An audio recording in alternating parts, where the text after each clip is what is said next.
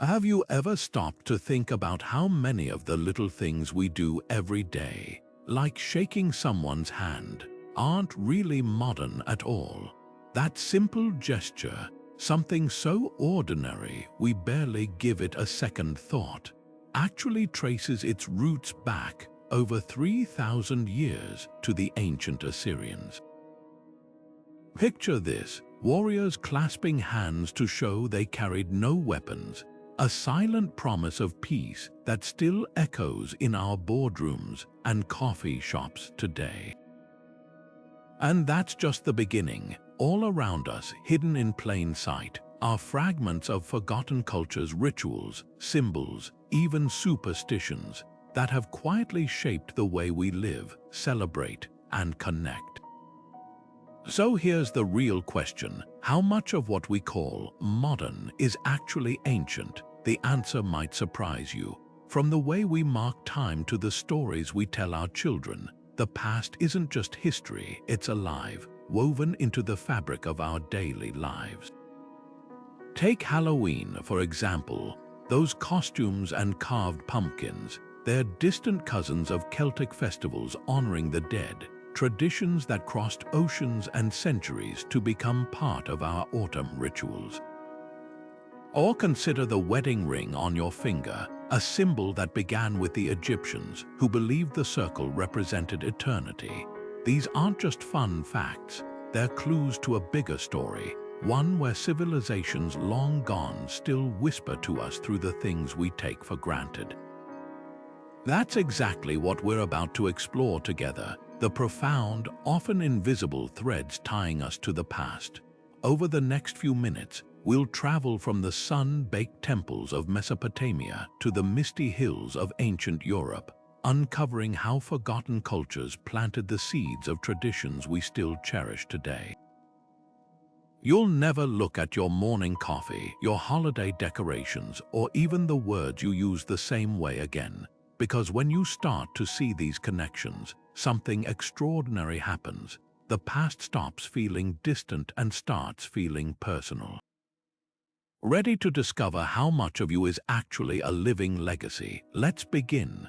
Think of culture like a river, one that never really stops flowing. Over centuries, it twists and turns, carving new paths, splitting into smaller streams, or merging with other currents. Some branches vanish entirely, lost to time, while others grow stronger, feeding into the traditions we know today. This is what we call cultural echoes, those fragments of ancient beliefs and customs that refuse to fade away, even when the societies that created them are long gone. Take something as simple as bedtime stories, the tales we tell our children about heroes, monsters, or clever animals, often trace back thousands of years. The story of Cinderella, for example, appears in different forms across cultures, from ancient China to 9th century Egypt. Each version reflects its own time and place, yet the core idea, the underdog rising against the odds, stays the same. That's the power of cultural echoes. They adapt without losing their essence, passed down through generations like an invisible thread connecting us to the past. But how do these traditions survive? One answer lies in the way humans have always moved and mingled. Trade routes weren't just about spices and silk, they carried ideas, myths, and rituals from one civilization to another. The Silk Road, for instance, didn't just transport goods, it spread Buddhism from India to China and brought Greek art to Central Asia. Conquests, too, played a role, though not always peacefully. When the Romans absorbed Greek culture, they didn't just copy it, they remade it, blending old gods with new names and rituals. Even language itself acts as a time capsule. The English word star shares roots with the Sanskrit strai and the Greek aster, all descendants of a single ancient word spoken thousands of years ago. What's fascinating is that many so-called modern inventions aren't modern at all. The concept of weekends that comes from ancient Babylon, where every seventh day was reserved for rest. The habit of saying bless you after a sneeze, it started with the Romans who believed a sneeze expelled evil spirits. Even the way we celebrate birthdays with candles dates back to the Greeks, who lit them on cakes to honor the moon goddess Artemis.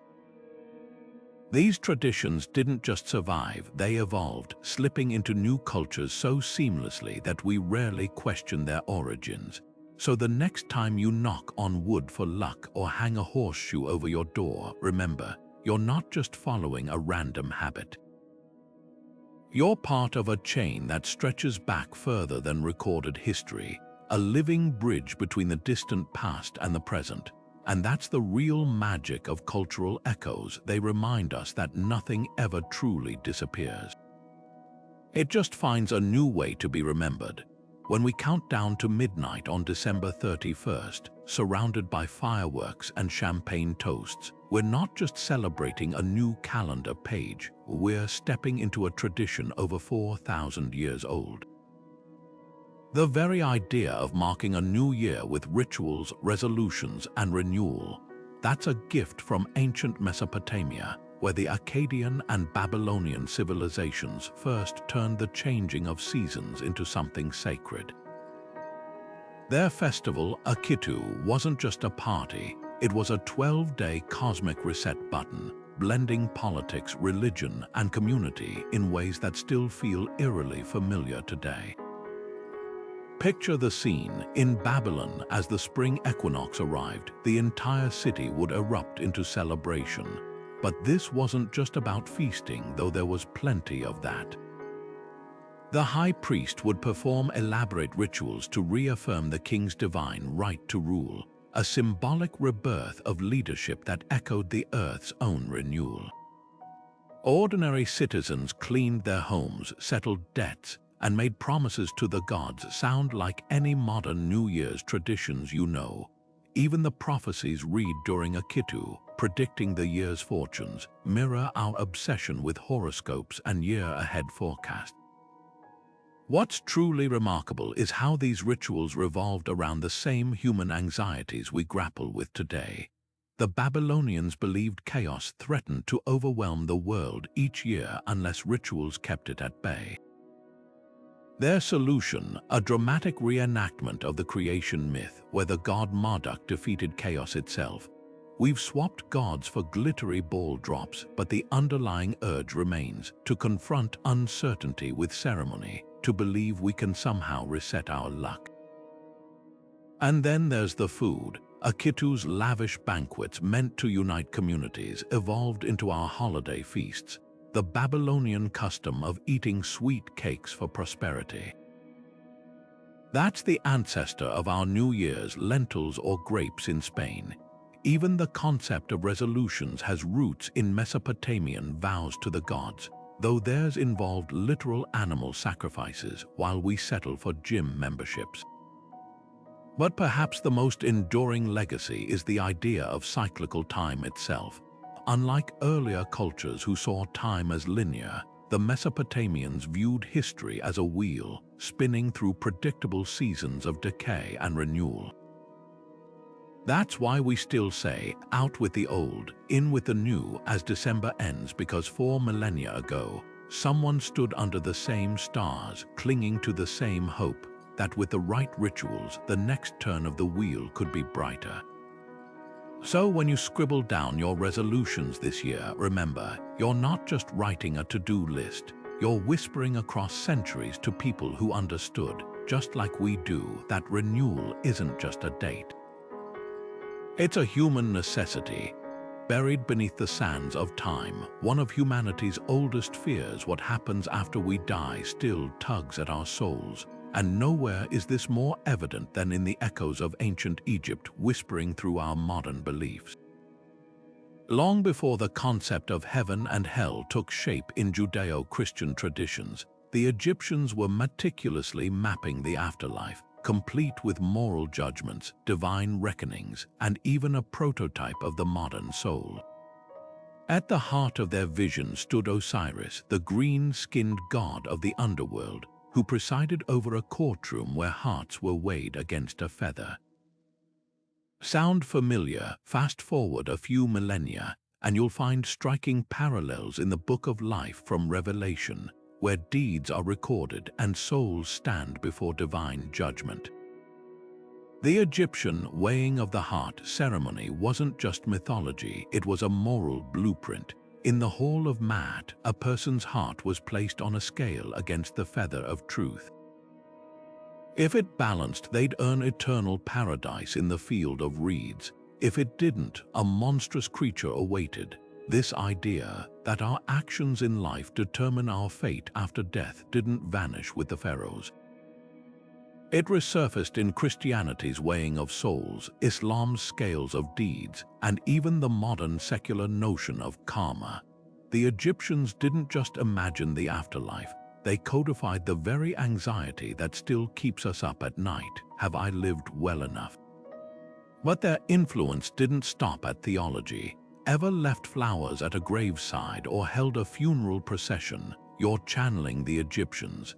Their belief in preserving the body for the afterlife led to mummification, but it also birthed rituals we still practice today. The modern wake, where loved ones gather to honor the deceased, mirrors the Egyptian opening of the mouth ceremony, which symbolically restored senses to the dead. Even our obsession with tombstones and epitaphs traces back to the hieroglyph-covered walls of tombs, ensuring the departed wouldn't be forgotten. What's truly haunting, though, is how these ancient fears and hopes still shape our spiritual frameworks. The Egyptian Book of the Dead wasn't just a funeral text, it was a self-help manual for the afterlife, filled with spells to navigate the unknown. Today, we might not recite incantations, but we cling to scriptures, prayers, and even near-death testimonials for the same reason, to soothe the terror of the void. Whether it's the light at the end of the tunnel or the promise of resurrection, the core desire remains unchanged, to believe that death isn't an end but a doorway.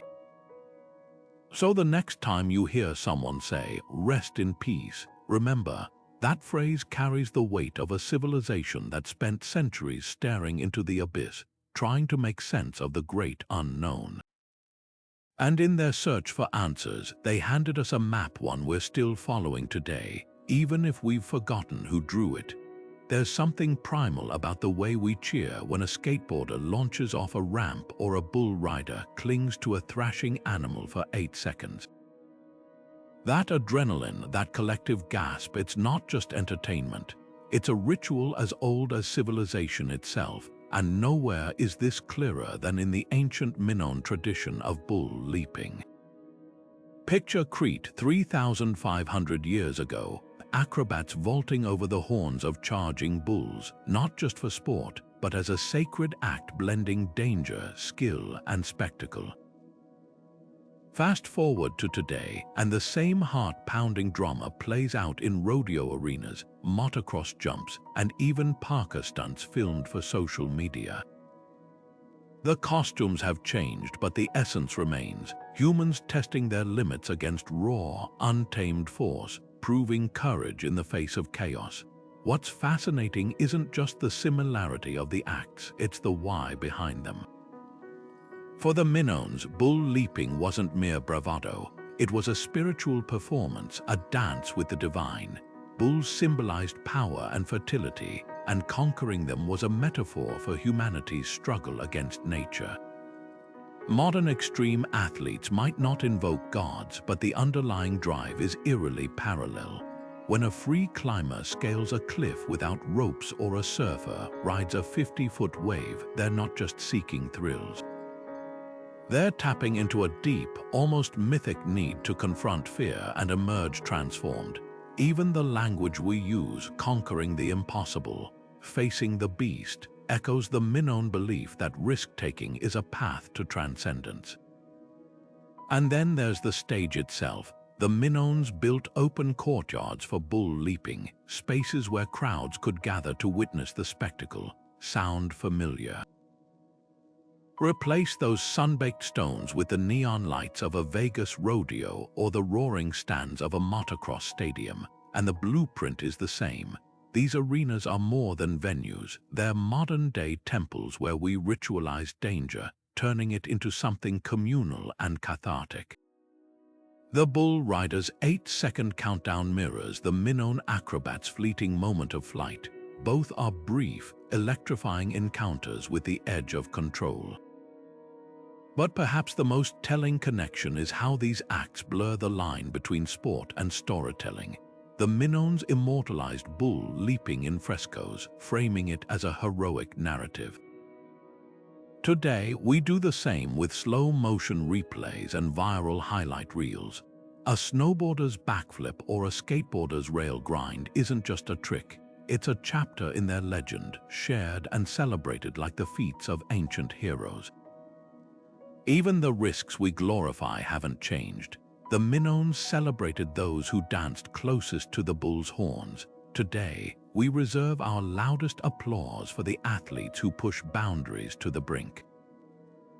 So the next time you watch a daredevil stunt or a rodeo clutch, remember, you're not just seeing a sport, you're witnessing a thread that stretches back to the dawn of civilization, a testament to humanity's unshakable urge to flirt with danger and call it art.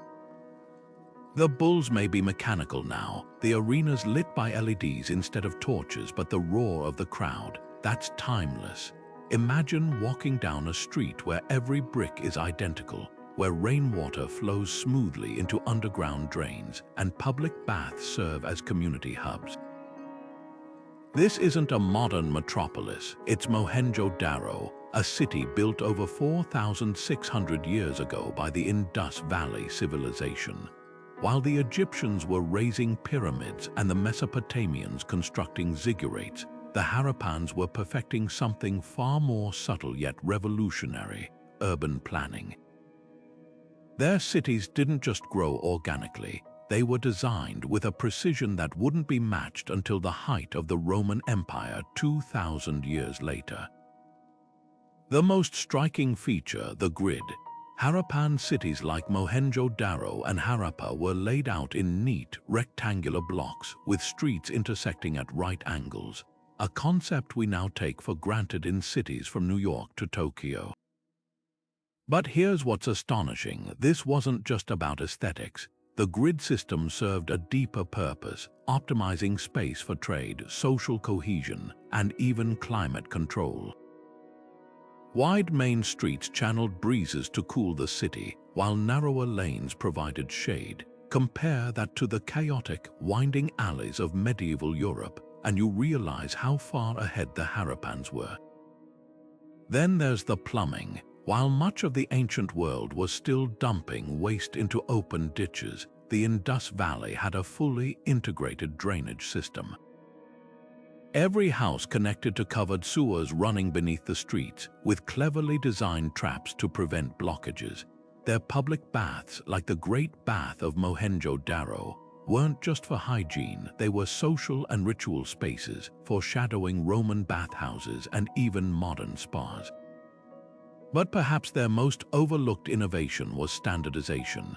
Every brick in Harappan cities adhered to a strict ratio, 4:2:1, a uniformity that allowed rapid, large-scale construction. Sound familiar? It's the same principle behind today's modular buildings and prefabricated materials. So why did these ideas disappear for millennia? Part of the answer lies in the collapse of the Indus Valley civilization itself. As their cities faded, so did their knowledge, until later cultures, like the Romans, stumbled upon similar solutions independently. But there's a deeper lesson here too. Some innovations are so fundamental they're destined to be rediscovered. The grid layout resurfaced because it's efficient. Standardized materials returned because they're practical. The Harappans didn't just build cities, they uncovered universal truths about how humans thrive in organized spaces. Next time you flick on a light switch or walk down a straight, well-paved street, remember, you're benefiting from a blueprint older than history itself. The past isn't just about grand monuments or epic battles sometimes. It's hidden in the quiet genius of a brick, a drain, or a city block. And that's the real legacy of the Indus Valley. Not just what they built, but the timeless idea that a well-planned city isn't just a place to live. It's a mirror of how we see ourselves. Long before microbreweries and hop varieties became talking points at happy hour, the Sumerians were perfecting the art of fermentation, and they didn't just drink beer, they worshipped it. The hymn to Ninkasi, carved into clay tablets around 1800 BCE, isn't just the world's oldest known recipe, it's a sacred text disguised as a brewing manual.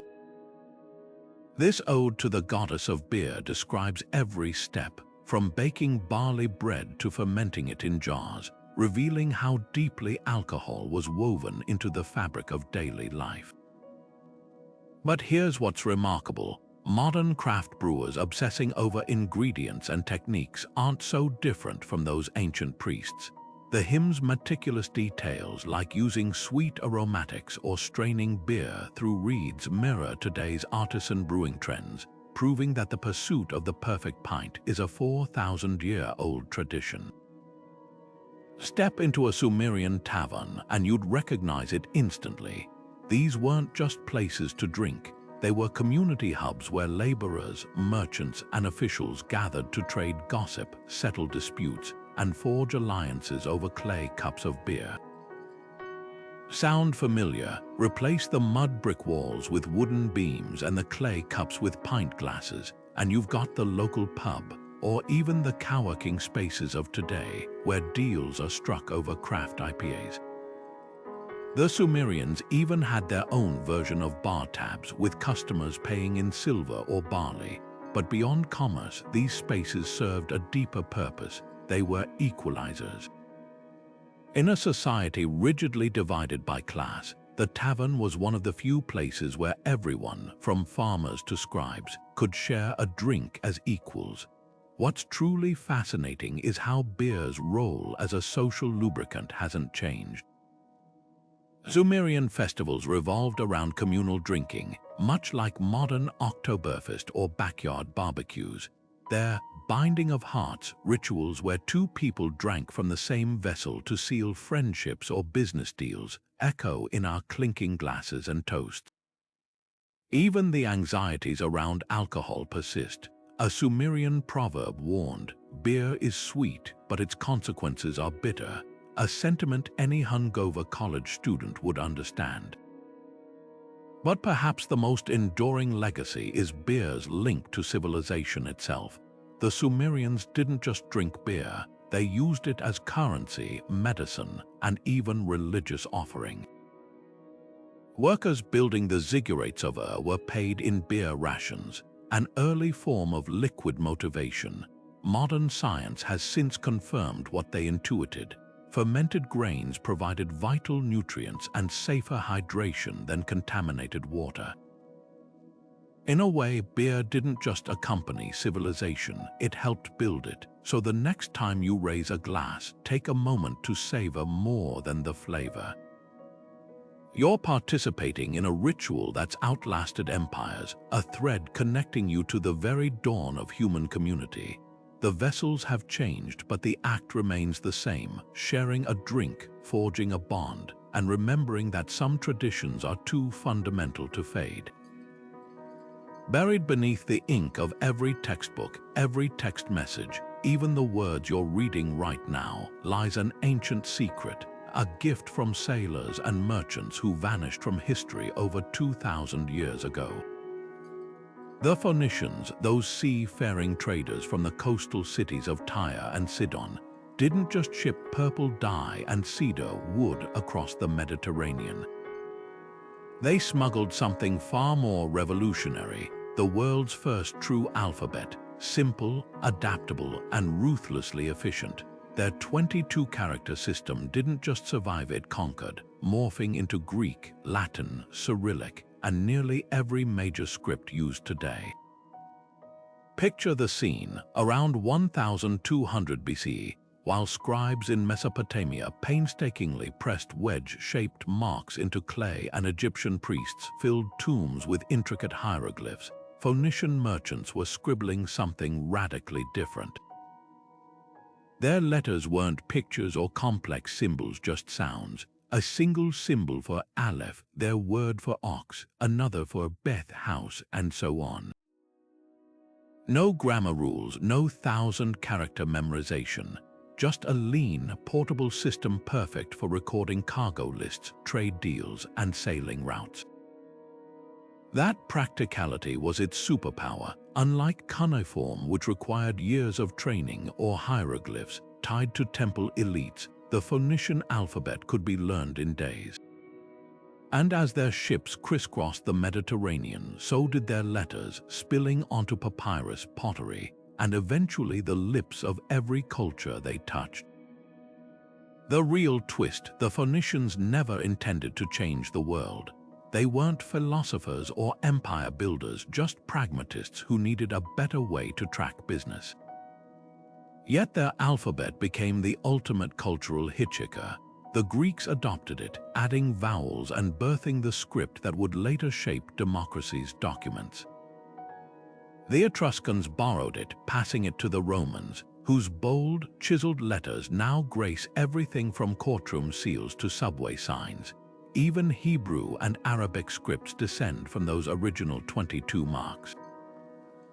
Meanwhile, cuneiform, once the backbone of mighty empires, faded into obscurity, too cumbersome, too tied to the rituals of a vanishing world. Here's the lesson hiding in those ancient letters: survival isn't about power or prestige. It's about utility. The Phoenician alphabet thrived because it solved a universal problem: how to communicate clearly across cultures and time. And that raises a haunting question: what invisible threads are we weaving right now? The emojis we pepper into texts, the QR codes slapped on restaurant menus, even the AI-generated art flooding social media. Which of these will future civilizations adopt as essential, and which will vanish like cuneiform, buried beneath the weight of their own complexity? The Phoenicians couldn't have imagined their shipping shorthand would one day help write constitutions, novels, or love letters. But that's the thing about cultural echoes: they don't just reflect the past. They shape the future in ways no one can predict. So the next time you jot down a grocery list or send a tweet, remember, you're not just writing, you're speaking in whispers passed down from sailors who vanished into history, their greatest cargo still carried in the palm of your hand. High above the noise of modern life, in the quiet rustle of leaves and the slow turn of seasons, there's an ancient rhythm still beating, one that predates clocks, calendars, and even the written word. The Celts didn't just mark time, they listened to it, woven into the growth rings of trees. Their calendar wasn't divided into sterile grids, but into 13 lunar months, each named for a sacred tree: birch for new beginnings, oak for strength, holly for protection. Today, as we grapple with climate crises and vanishing ecosystems, this forgotten wisdom is stirring back to life, not as folklore, but as a blueprint for reconnecting with the natural world. Take a closer look at that eco-friendly logo on your reusable coffee cup, or the leafy emblem of a conservation group. Chances are it echoes the Ogham alphabet, where each tree symbol held layers of meaning. The willow, associated with intuition in Celtic tradition, now appears in mindfulness apps promoting forest bathing. The mighty oak, once a druidic symbol of endurance, has become the mascot of reforestation projects. Even the humble hazel, linked to ancient wisdom, finds new purpose in citizen science initiatives tracking climate change. These aren't coincidences, they're cultural memories, resurfacing in an age desperate for ecological harmony. What's striking isn't just the symbolism, but the underlying philosophy. The Druids saw trees not as resources, but as teachers. Their calendar reflected a profound truth: human time is entangled with botanical time. Fast forward to today's permaculture movements, where farmers plant by moon phases just as the Celts did, or rewilding efforts that prioritize native species mentioned in Ogham lore. Modern ecology textbooks might call it biodiversity, but the Celts had a simpler term, sacred balance. Nowhere is this revival more poignant than in the push for 13-moon calendars among sustainability advocates. Unlike our artificial Gregorian system, the Celtic year pivoted on solstices, equinoxes, and the subtle shifts of ecosystems, a rhythm that aligns eerily well with modern phenology studies tracking climate impacts on plant cycles. When environmental activists argue that nature doesn't observe daylight savings, they're channeling a 2,000-year-old critique of human arrogance toward natural time. Perhaps the most profound lesson lies in the Celtic concept of duchas, a word meaning both heritage and the inherent nature of a place. In an era of mass extinction and concrete sprawl, their tree calendar whispers a radical idea that healing our planet starts with remembering we belong to it, not the other way around. So the next time you pause under a tree's shade or scribble notes on recycled paper, remember, you're touching a thread that stretches back to a time when time itself was alive, breathing in sync with the forest. And that's no ancient history, it's a map to the future. In the rolling fields of modern agriculture, where endless rows of single crops stretch to the horizon, a forgotten symphony once thrived, one where corn stood tall like living trellises, beans wove nitrogen-rich threads through the soil, and broad squash leaves shaded the earth like umbrellas. This was the Three Sisters method, perfected by Native American tribes like the Iroquois and Cherokee long before the term sustainability entered our vocabulary. At first glance, it might look like simple companion planting, but dig deeper, and you'll uncover a masterclass in ecological harmony that modern permaculture is only now rediscovering. Take the trio apart, and their genius becomes clear. Corn, the eldest sister, offers structure. Its stalks become natural poles for climbing beans. Those beans, in turn, repay the debt by fixing nitrogen in the soil, a natural fertilizer that nourishes the corn and squash. Meanwhile, the squash sprawls beneath them, its spiky leaves deterring pests and its broad canopy locking moisture into the soil. Together, they create a self-sustaining microcosm, yielding more nutrition per acre than any monocrop while requiring no synthetic inputs. Compare that to today's industrial farms where depleted soils demand constant chemical infusions, and the contrast is staggering. But here's what's truly revolutionary. The Three Sisters weren't just a farming technique, they were a philosophy. Indigenous cultures viewed these plants as kin, each with a role to play in a reciprocal relationship. Corn was the provider, beans the replenisher, and squash the protector. This wasn't agriculture as domination over nature, it was agriculture as conversation. Modern permaculture movements echo this ethos with terms like food forests and guild planting, mirroring that ancient understanding. Even the biodynamic farms of today, with their emphasis on plant communities over lone crops, are unwittingly channeling Native American wisdom. The lessons for our era are profound. Industrial monocultures, whether vast wheat fields or soybean seas, are vulnerable to pests, droughts, and soil collapse. Yet farms experimenting with Three Sisters principles report higher resilience, better water retention, and even pest resistance without pesticides. Scientists now confirm what indigenous farmers knew. Diversity isn't just ecologically sound, it's a survival strategy. In a warming world where topsoil erosion and water scarcity loom large, these time-tested practices offer more than nostalgia, they offer a lifeline. Perhaps the most humbling realization is that agricultural innovation isn't a straight line forward, but a spiral. We're not inventing solutions so much as remembering them, dusting off ancient knowledge and seeing it with new eyes. The Three Sisters remind us that the best answers aren't always hidden in labs or data sets. Sometimes they're waiting in the quiet wisdom of those who tended the land long before us. And as we face the consequences of extractive farming, that wisdom feels less like history and more like prophecy. Picture a windswept field in 10th century Iceland, where farmers, warriors, and chiefs gather not with swords drawn, but with voices raised not to fight but to debate. This was the thing, the Viking world's most unexpected export, a system of outdoor assemblies where laws were forged through discussion, not decree. While kings ruled much of medieval Europe by divine right, Norse communities from Scandinavia to Greenland were refining something radical: governance by consensus. And buried beneath the rituals of these gatherings lie the roots of modern democracy, from Iceland's Althing, the world's oldest surviving parliament, to the town hall meetings that still shape local politics today. The genius of the Thing system wasn't just its inclusivity, though that was revolutionary for its time. Free men and occasionally women could speak, disputes were settled publicly, and laws were recorded in oral poetry before being carved into rune stones.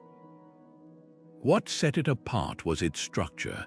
Unlike the top-down rule of empires like Rome or Byzantium, where power flowed from a single throne, Viking governance was decentralized.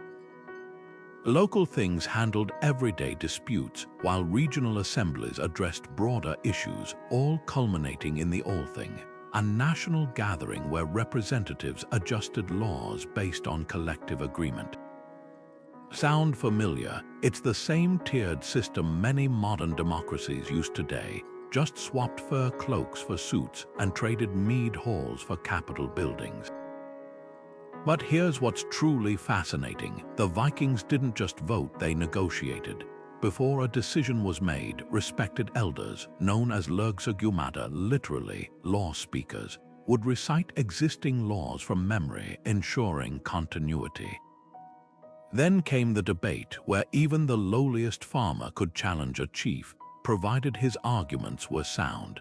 This emphasis on deliberation over domination echoes in today's citizen assemblies, where ordinary people debate complex issues like climate policy or electoral reform.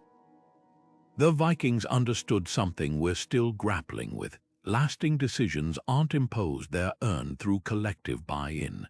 Contrast this with the fate of autocratic systems from the same era. The Maya city-states, for all their astronomical brilliance, collapsed when rigid hierarchies failed to adapt. The Khmer Empire's temple cities emptied when centralized control overtaxed the people. Yet the Thing model endured, evolving into Scandinavian parliaments and even influencing the English Magna Carta's checks on royal power. Why? Because systems built on participation are inherently resilient. When people feel heard, they're more likely to defend the rules, a lesson as relevant now as it was 1,000 years ago. Today, traces of the Thing live on in unexpected places. Switzerland's Landsgemeinde, where citizens vote by raising hands in open-air assemblies, mirrors Viking gatherings almost eerily.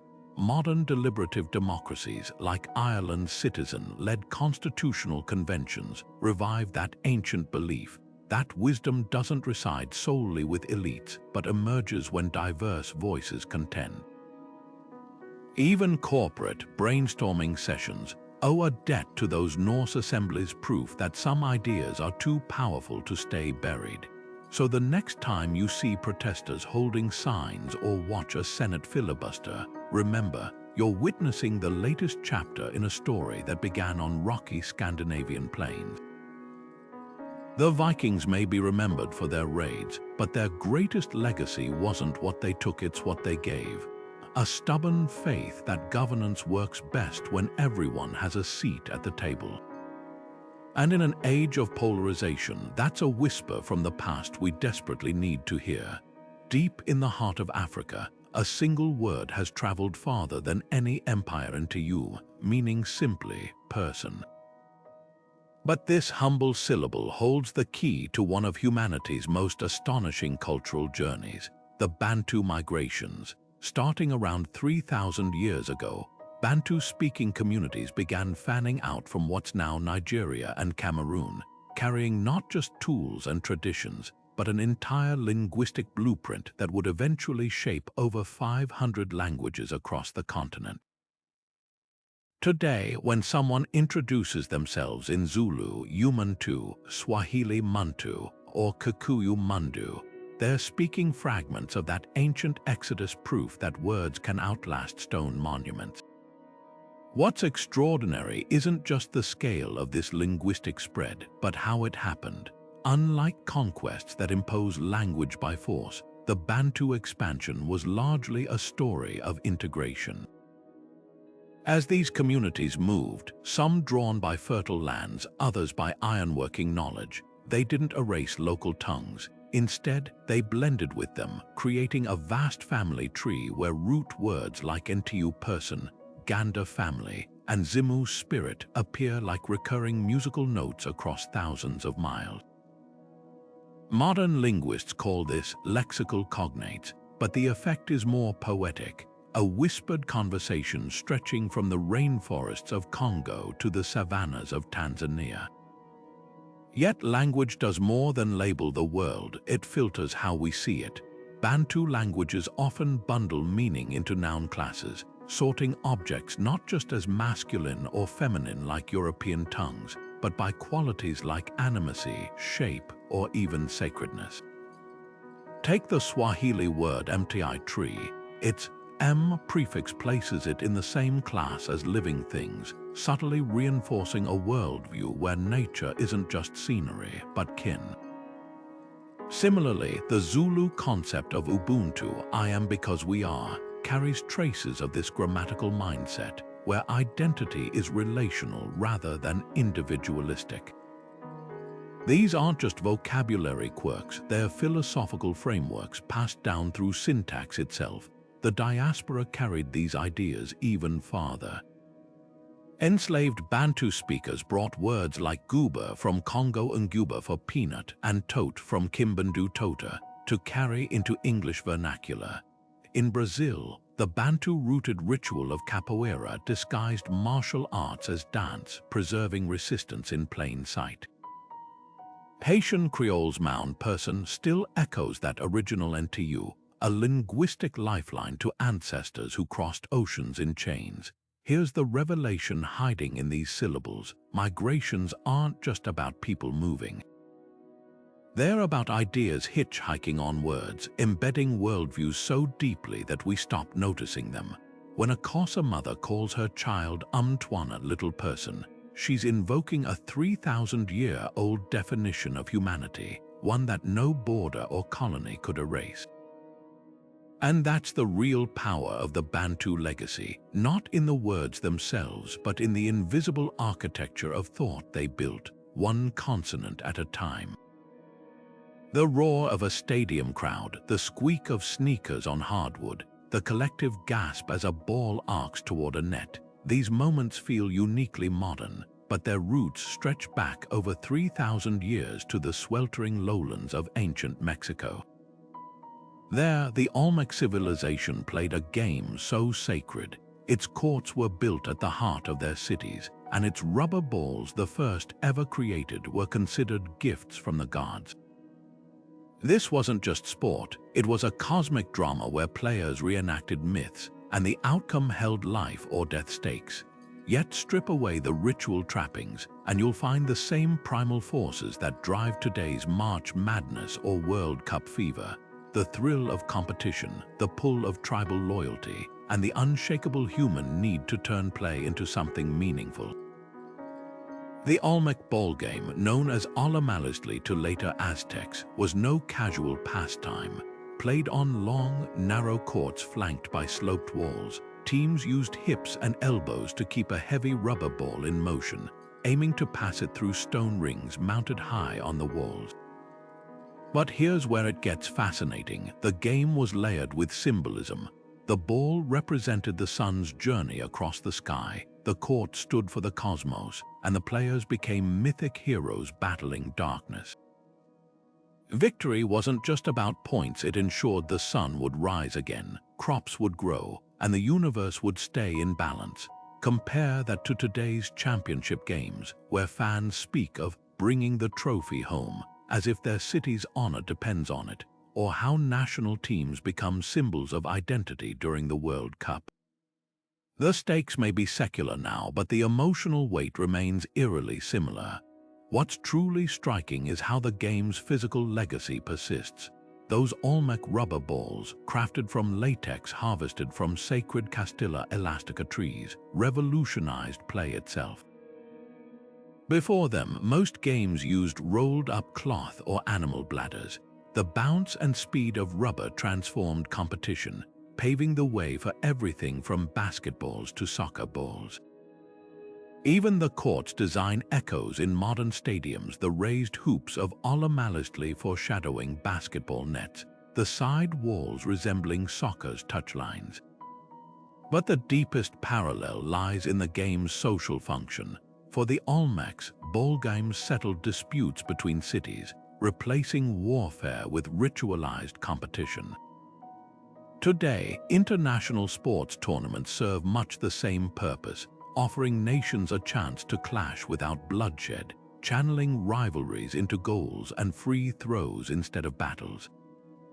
Yet there's a haunting question buried in this history. When did play stop being sacred? The Olmecs saw their game as a bridge between worlds. Modern athletes sign endorsement deals. But look closer and the old magic lingers. The hush before a penalty kick mirrors the silence of ancient priests awaiting omens. The way fans paint their faces in team colors recalls the ceremonial masks of ballplayers who impersonated gods. Even the term fanatic comes from the Latin fanaticus, inspired by a deity. Perhaps we haven't secularized sports so much as disguised their deeper power.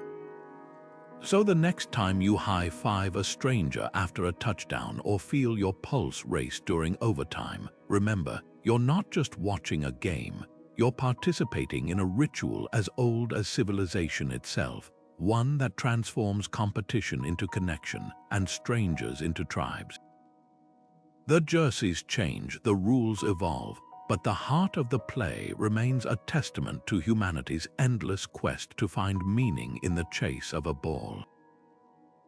Hidden beneath the twinkling lights and carols of Christmas lies a secret older than Bethlehem, a story that begins not in a manger, but in a candlelit cave where Roman soldiers whispered prayers to a Persian god named Mithras. Long before December 25th marked the birth of Christ, this date pulsed with significance across the ancient world.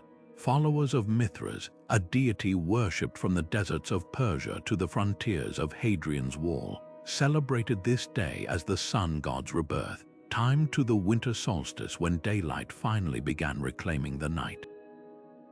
Parallels don't stop there. Mithraic initiates gathered for communal feasts, exchanged gifts of honey and figs, and kindled fires to symbolize light's triumph over darkness, rituals that feel hauntingly familiar to anyone who's hung stockings or lit a Yule log.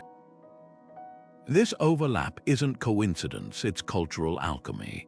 When early Christians sought to spread their faith across the Roman Empire, they faced a dilemma: how to convert populations deeply attached to existing winter festivals like Saturnalia, a raucous Roman holiday ending December 23rd, and Mithras' birthday. The solution: absorption. By aligning Christ's nativity with these established celebrations, the Church transformed pagan fervor into Christian devotion. The strategy was brilliant. Saturnalia's role reversals, where masters served slaves, softened into Boxing Day's charity.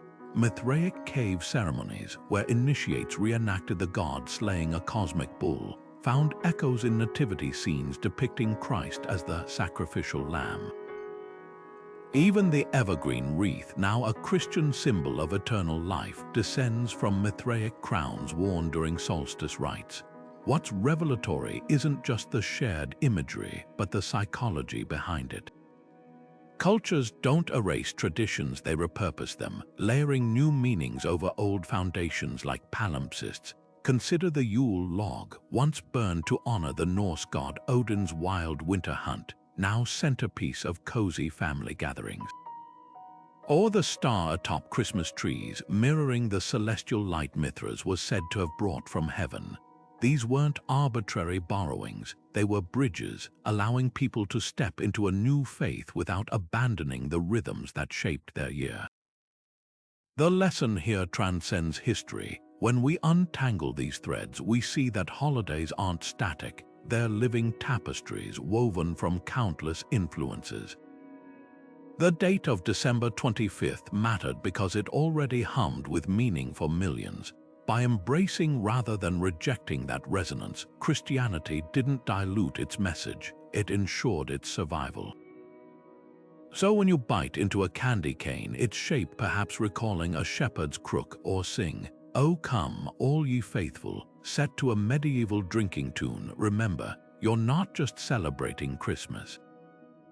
You're part of a chain that stretches back to Persian cave temples, Roman feasts, and the universal human longing for light in the darkest time of year. Imagine navigating hundreds of miles across Australia's vast outback, no maps, no compass, just the melody of an ancient song guiding your every step. This was the reality for Aboriginal peoples, who for over 60,000 years have used songlines, complex oral maps woven into music and story, to traverse continents with pinpoint accuracy. These weren't just travel aids, they were living encyclopedias encoding directions, water sources, and ecological knowledge in lyrics passed down through generations. Today, as we tap screens for GPS directions, we're rediscovering what Indigenous Australians always knew. The most sophisticated navigation system isn't stored in silicon, it's sung. At first glance, a songline seems impossibly simple. A melody describes landmarks, that bend in the river, the twin peaks on the horizon, with each verse marking another leg of the journey. But the genius lies in the details. Specific rhythms mimic the pace of walking, while pitch changes signal turns. The song becomes a cognitive map, activating spatial memory in ways modern neuroscience is only beginning to understand. Researchers found that Aboriginal children taught through songlines could recall intricate routes after a single hearing, outperforming GPS-reliant adults in orientation tests. It's a reminder that human brains evolved for storytelling, not staring at blue dots on a screen. What's revolutionary isn't just the method, but the philosophy behind it. Unlike GPS, which reduces landscapes to abstract coordinates, songlines foster deep intimacy with terrain. A single verse might describe which plants bloom near a waterhole in drought years or where to find medicinal bark, knowledge that kept communities alive for millennia. Compare that to today's navigation apps, which offer efficiency at the cost of awareness. How many drivers blindly follow turn-by-turn directions without noticing the neighborhoods they pass through? Songlines demand engagement, transforming travel from passive consumption to active relationship. This wisdom is finding new relevance in surprising places. Australian firefighters now collaborate with Aboriginal elders, using songlines to locate forgotten water sources during bushfires when digital maps fail. Archaeologists employ the technique to rediscover lost sites, following lyrical clues to ancient rock art or tools. Even space agencies are taking note. NASA studies songlines as a model for crew navigation on future Mars missions, where traditional GPS won't exist. The lesson: technology works best when it amplifies rather than replaces our innate abilities. Yet the most profound impact might be cultural. In an age of climate crisis, songlines offer more than navigation. They model sustainability. Aboriginal cultures see the land not as a resource to exploit, but as a kin to know intimately. Every lyric reinforces that connection, embedding conservation ethics in the very act of movement. Modern hikers using apps like Echoes, which layers stories over landscapes, report feeling this shift, trading detachment for belonging. So the next time you plug coordinates into your phone, pause. Consider that the oldest human technology might also be the most enduring, not because it's high-tech, but because it's alive. Songlines remind us that true navigation isn't just about reaching a destination. It's about knowing the path so deeply you could sing it home. Look up at the night sky tonight, and you're seeing the same constellations that Babylonian priests once mapped onto clay tablets over 3,000 years ago, but with one crucial difference. Those ancient stargazers saw omens in the stars, warnings of floods or wars. By the time their knowledge reached Alexandria in the 4th century BCE, the Greeks had transformed it into something far more personal, a cosmic mirror reflecting human destiny. This was the birth of Hellenistic astrology, the moment when celestial observation collided with philosophy, mathematics, and mythology to create the 12-sign zodiac we still recognize today. The genius of this fusion lay in its adaptability. Babylonian astronomy had been precise but rigid, focused on predicting events for kings and empires. The Greeks, inspired by thinkers like Ptolemy, turned it inward. They divided the ecliptic, the sun's apparent path through the sky, into 12 equal slices, each named after constellations and linked to personality traits. Aries wasn't just a ram in the stars, it symbolized boldness and initiative. Libra wasn't merely scales, it represented balance and justice. Suddenly, the heavens weren't just predicting the future, they were explaining the human condition. What's astonishing is how little the framework has changed. Modern horoscopes still use Ptolemy's 4 elements: fire, earth, air, water, and planetary rulers assigned 2,000 years ago. Mars governs Aries, Venus oversees Taurus, associations made when those planets were still considered wandering gods. Even the arbitrary starting point of the zodiac at the spring equinox, a convention established in Alexandria, remains unchanged despite Earth's axial shifts over millennia. This persistence raises a provocative question. Why does a system rooted in pre-scientific cosmology still resonate in an age of space telescopes and quantum physics? The answer lies in something deeper than superstition. Astrology survives because it fills a gap science can't: the hunger for narrative. Where astronomy describes how celestial bodies move, astrology suggests why it matters. When a cancer patient finds solace in their Taurus stubbornness, or a heartbroken Libra seeks meaning in Venus retrograde, they're not rejecting science. They're reaching for a story that connects their struggles to something vast and ancient.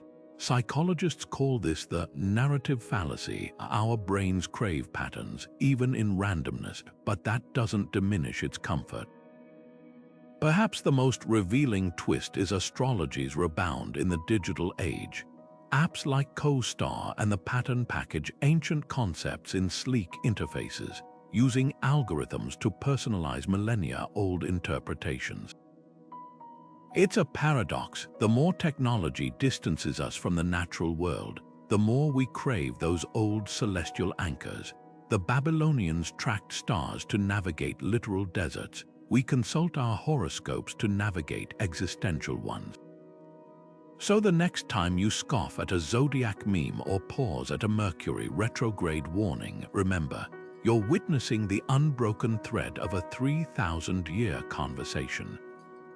The constellations haven't changed, but we have, and yet we still look up, half hoping the sky might tell us who we are. That's the real magic of Hellenistic astrology's legacy. It's not about predicting the future, it's about reminding us we're part of a story much bigger than ourselves. The steaming bowl of spaghetti bolognese on your table and the fragrant plate of hand-pulled noodles at your favorite Chinese restaurant share a secret. one that began with a single dough recipe carried across deserts and mountains 2,000 years ago. When Silk Road merchants first stretched wheat dough into strips to create portable, long-lasting meals, they couldn't have imagined they were sparking a culinary revolution that would span continents. The humble noodle, born from necessity in Central Asia's harsh climates, became the ultimate cultural hitchhiker, morphing into Italian pasta secca, Chinese mian, and Persian reshte as it traveled. This wasn't just food exchange, it was the world's first fusion cuisine, proving that migration has always been the secret ingredient behind every great dish. Picture a 7th century caravanserai, where traders from Xi'an to Venice bartered spices by day and recipes by night. A Persian traveler demonstrates how to sun-dry noodle strands for shelf-stable travel food. A Tang dynasty chef adapts the technique, using locally abundant alkaline water to create springy lamian. Centuries later, Marco Polo's alleged encounter with Chinese noodles, though likely myth, symbolizes how Silk Road exchanges birthed regional specialties. The proof lies in the dough itself. Early Italian lagane-wide, flat noodles mentioned in Roman texts evolved into lasagna after Arab-influenced Sicilian cooks introduced durum wheat, ideal for extrusion. Meanwhile, in China's Xinjiang region, Aighe bakers still make lagman, thick wheat noodles mirroring their Central Asian ancestors. These aren't coincidences, they're edible artifacts of globalization's first draft. But noodles were just the beginning. The Silk Road was a two-way flavor highway where pomegranates from Persia became grenadine syrup in French cocktails, and Indian black pepper revolutionized Roman gourmet cuisine. Saffron, once worth its weight in gold, traveled from Greek fields to Spanish paella. Even the humble carrot transformed, originally purple and bitter in Afghanistan. Selective breeding along trade routes gave us the sweet orange variety we snack on today. What's striking isn't just the distance these foods covered, but how they were reinvented at each stop. Take dumplings. Mongol horsemen carried meat-filled manti from the steppes to Tibet momo, Turkey manti, and eventually Poland pierogi, with each culture adding local twists from spices to folding techniques. This ancient culinary network mirrors today's food trends in uncanny ways. The medieval equivalent of a superfood craze, Chinese tea bricks traded for Tibetan yak butter. Fusion restaurants avant la lettre, Baghdad's 9th century street vendors blending Mesopotamian date syrup with Indian cardamom. Even foodie pilgrimage has roots here. Silk Road cities like Samarkand became destinations for gastronomic tourism, much like modern travelers chasing Neapolitan pizza or Tokyo ramen. The difference, where we have Instagram influencers documenting hash food adventures, they had poets like Omar Khayyam praising the ruby glow of Transoxanian pomegranate wine. Perhaps the most delicious lesson is how these exchanges defied politics and prejudice. When the Black Death made Europeans suspicious of foreign spices, the trade-adapted Venetian merchants rebranded pepper as a medicinal necessity. When Confucian scholars dismissed Central Asian barbarian foods, Tang dynasty aristocrats secretly indulged in walnut-stuffed pastries. Taste, it seems, has always been a universal language, bridging divides that diplomacy couldn't. So the next time you twirl fettuccine or bite into a soup dumpling, remember, you're not just eating a meal, you're tasting the oldest truth of human culture, that borders may divide maps but flavors will always connect us. The thick, bittersweet aroma rising from a steaming cup of hot chocolate carries more than just cum, but it's the ghost of a sacred ritual performed in Mayan temples over 2,000 years ago. For the Maya, cacao wasn't dessert, it was divinity itself, a bridge between earth and sky. Priests mixed roasted beans with chili and vanilla, then poured the frothy brew from great heights to honor the god Echua, believing the foam carried prayers to the heavens. Today, when we unwrap a chocolate bar after a hard day or sip cocoa by a winter fire, we're unknowingly channeling that ancient reverence. But how did a ceremonial elixir become the world's favorite edible hug? The answer lies in a perfect storm of biochemistry, colonialism, and humanity's eternal craving for connection. First, the science. Cacao contains over 300 bioactive compounds, including theobromine, a gentle stimulant, and anandamide, literally named after the Sanskrit word for bliss because it mimics the brain's natural feel-good chemicals. The Maya may not have known about neurotransmitters, but they recognized cacao's mood-lifting power, prescribing it for fatigue and melancholy. Modern research confirms their intuition. Chocolate stimulates serotonin production much like antidepressants, while its creamy texture triggers the same soothing response as a mother's touch. No wonder we instinctively reach for it during breakups or deadlines. Our bodies remember what the Maya knew. Yet the journey from temple to supermarket aisle wasn't straightforward. When Spanish conquistadors first encountered cacao in the 16th century, they recoiled at its bitter, spiced taste. It took nuns in Oaxaca, yes, nuns, to reinvent the recipe, adding cane sugar and cinnamon to create a drink palatable to European taste. This sweetened version stormed royal courts, but the transformation wasn't just culinary, it was spiritual. Chocolate shed its sacred status, becoming a luxury commodity traded in silver-laden galleons. The very beans once used to anoint kings now fueled the transatlantic slave trade, a bitter irony that shadows every bite of modern chocolate. What's fascinating is how the old magic persists. In Mexico's Oaxaca region, healers still prepare cacao ceremonially for heartache, insisting it opens the chest. Swiss chemists, meanwhile, perfected the conching process in the 19th century, creating silky bars that melt at body temperature to maximize sensory pleasure. These might seem worlds apart, but both honor chocolate's original purpose, to mend and delight. Even the act of sharing chocolate echoes Maya traditions. Their cacao was always consumed communally, much like today's box of Valentine's truffles or holiday advent calendars. So the next time you break off a square of dark chocolate, pause. That momentary rush of warmth isn't just sugar and fat. It's the echo of a 1,000-year-old prayer, a testament to humanity's unshakable belief that food can do more than nourish. It can heal, connect, and sometimes, if only for a moment, make the world feel sacred again. For centuries, Polynesian navigators crossed thousands of miles of open ocean with nothing but the stars, waves, and wind as their guides. No compasses, no maps, certainly no satellites. These wayfinders memorized the night sky so thoroughly they could detect subtle shifts in star paths invisible to untrained eyes. They read ocean swells like road signs, interpreting ripples and currents to pinpoint unseen islands over the horizon. Compare that to today, where a single dead phone battery can leave us helpless in a suburban mall parking lot. The difference between these two worlds, one where knowledge lives in bones and stories, the other where it's outsourced to blinking screens, holds urgent lessons for our disconnected age. What's astonishing isn't just the precision of traditional wayfinding, but its sustainability. Polynesian voyagers didn't just survive on the Pacific.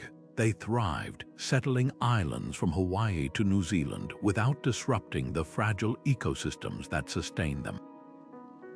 Their star compasses, carved into wooden boards or memorized as chants, encoded not just directions but ecological wisdom. When certain fish would spawn, which birds signaled land, how clouds gathered over freshwater springs. Modern GPS, for all its accuracy, offers none of this context. It tells you where you are, but not how to exist there, how to listen to the environment rather than dominate it.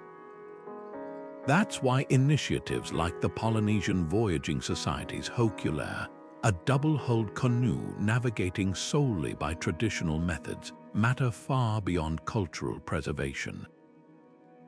They're proving ancient techniques can guide eco-conscious sailing today, reducing fuel use and marine pollution while reconnecting sailors to the rhythms of the natural world. Yet the real revelation lies in the way Polynesian navigation reshapes our understanding of knowledge itself. In Western tradition, exploration meant claiming the unknown, planting flags, drawing borders, conquering. For wayfinders, it was about relationship. Every star, every current was a living teacher. Modern science is now validating this worldview. Studies show Polynesian navigators develop hippocampus regions larger than London taxi drivers, their brains physically reshaped by spatial storytelling. Meanwhile, GPS overuse has been linked to declining natural orientation skills, a phenomenon dubbed digital dementia. The irony is painful. We've built tools that erode the very abilities our ancestors relied on to build civilizations. This isn't about rejecting technology, but rebalancing it. In Micronesia, schools now blend star compass lessons with math, teaching kids to calculate angles between rising stars and horizons. Marine biologists partner with elders to track coral health using traditional lunar calendars more accurate than some climate models. Even NASA has consulted Polynesian navigators about interstellar navigation, recognizing that ancient star knowledge might one day guide probes beyond our solar system. The lesson is clear. The future of exploration isn't just about pushing forward, it's about circling back to recover what we've lost. So the next time your GPS recalculates, consider this. Somewhere on the open ocean, a sailor is steering by the same stars their ancestors followed, proving that the oldest maps aren't stored in satellites, but in the human capacity to pay attention. And that's a signal no battery can ever drain. Long before Luke Skywalker faced Darth Vader or Superman battled Lex Luthor, Persian priests in fire temples were wrestling with the ultimate narrative clash, the war between light and darkness. Zoroastrianism, founded over 3,000 years ago in ancient Persia, didn't just believe in good and evil as abstract ideas. It envisioned them as cosmic forces locked in eternal struggle, with Ahura Mazda, the god of wisdom and light, pitted against Angra Mainyu, the destructive spirit of chaos. This wasn't theology, it was the world's first epic screenplay, a template so powerful it would echo through millennia of storytelling, from medieval morality plays to the Marvel Cinematic Universe. What makes this duality so enduring? Start with its emotional clarity. Zoroastrianism's stark contrast between Asha order, truth, and drudge deception. Chaos mirrors the way our brains process conflict. Neuroscience shows humans instinctively categorize experiences as safe or threatening, a binary wiring that stories exploit. When Star Wars frames its galaxy as a battle between Jedi and Sith, or Tolkien pits Frodo against Sauron, they're tapping into a cognitive shortcut older than civilization itself. But here's the twist: Zoroastrian dualism wasn't simplistic. Their texts describe shades of gray, choices where good intentions breed harm, or where darkness contains seeds of renewal. Modern narratives borrow this nuance too. Batman's moral code fractures when facing the Joker's anarchy, just as Zoroastrian scriptures warned that pure light could blind as surely as darkness. The real alchemy happened when these ancient ideas collided with global culture. Persian empires spread Zoroastrian concepts along trade routes, where they blended with Jewish mysticism. Think heaven and hell in the Bible and Greek philosophy, Plato's world of forms versus shadows. By the time these threads reached Hollywood, the framework was universal. Darth Vader's helmet mirrors the Persian div's mask, symbols of corrupted power. The One Ring's corrupting influence echoes Angra Mainyu's ability to twist noble souls. Even Harry Potter's prophecy, neither can live while the other survives, is a near-literal translation of Zoroastrian eschatology, where final victory requires total annihilation of opposition. Yet the most fascinating evolution lies in how modern storytellers subvert the binary they inherited. Game of Thrones' Night King isn't pure evil, but a weapon created by human fear.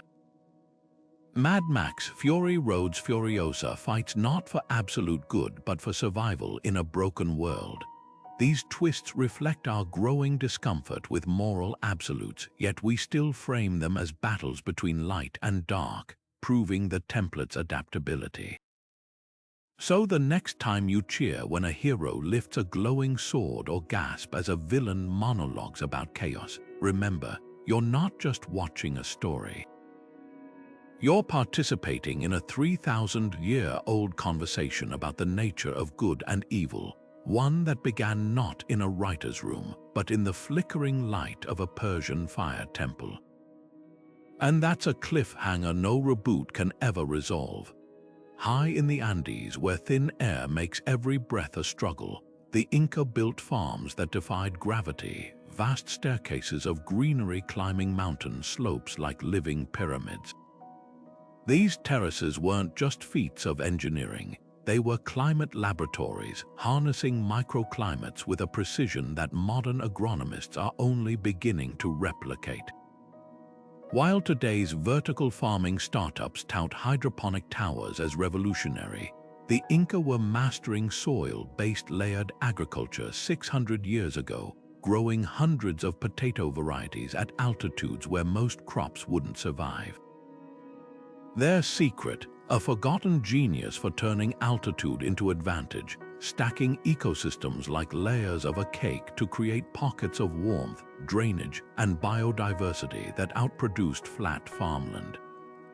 Take the terraces of Moray, often called the Inca's agricultural test kitchen.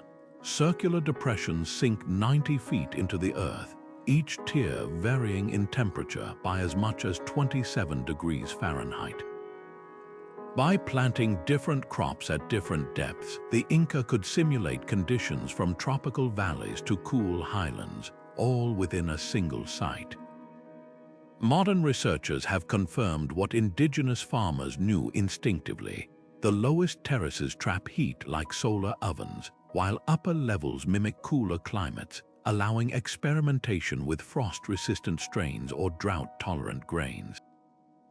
It's as if they invented climate-controlled farming without a single watt of electricity, using stone walls to absorb daytime heat and release it slowly through chilly nights. What's truly revolutionary is how these techniques are resurfacing in the face of climate collapse. In Peru's Sacred Valley, where erratic rainfall now threatens food security, NGOs are reviving Inca waru raised beds flanked by water channels that regulate soil temperature and moisture. The system works so well that during catastrophic floods in the 1980s, while modern farms drowned, waru fields stayed productive. Similarly, the Inca's vertical freeze-dry method for preserving potatoes, chuño, of alternating freezing nights with sunny days, is inspiring low-energy food storage solutions from the Himalayas to Scandinavia. Yet the real lesson isn't just in the technology, it's in the philosophy. Where industrial agriculture seeks to dominate nature, the Inca collaborated with it. Their terraces followed mountain contours instead of flattening them, preventing erosion that plagues modern monocultures. They planted nitrogen-fixing quinoa trees alongside crops, eliminating the need for synthetic fertilizers centuries before their invention.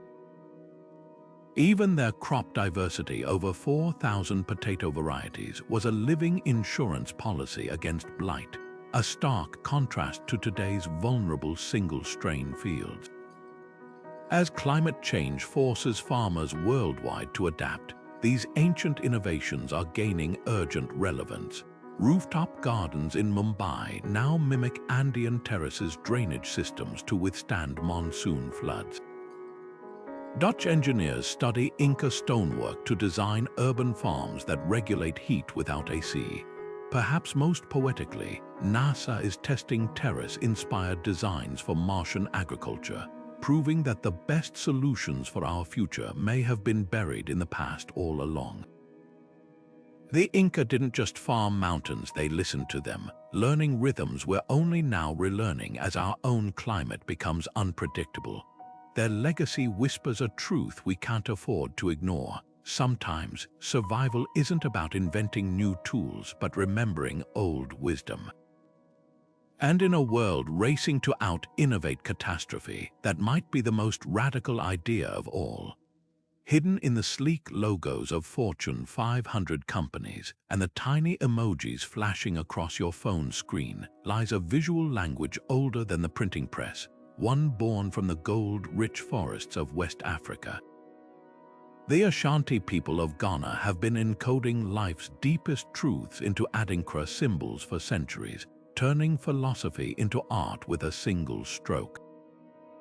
A spiral representing the cyclical nature of life, Jai Nyame, a heart-shaped knot symbolizing unity, Isni Tekrama, or a ladder for perseverance, Osram Ni Ensoroma. These weren't just decorations. They were portable wisdom stamped onto cloth and pottery to teach resilience, justice, and interconnectedness. Fast forward to today, and you'll spot their legacy in the layered A of the Erben logo, echoing the Ashanti symbol for teamwork, Mpuwanam, or the interlocking rings of Olympic branding, mirroring the unity knot.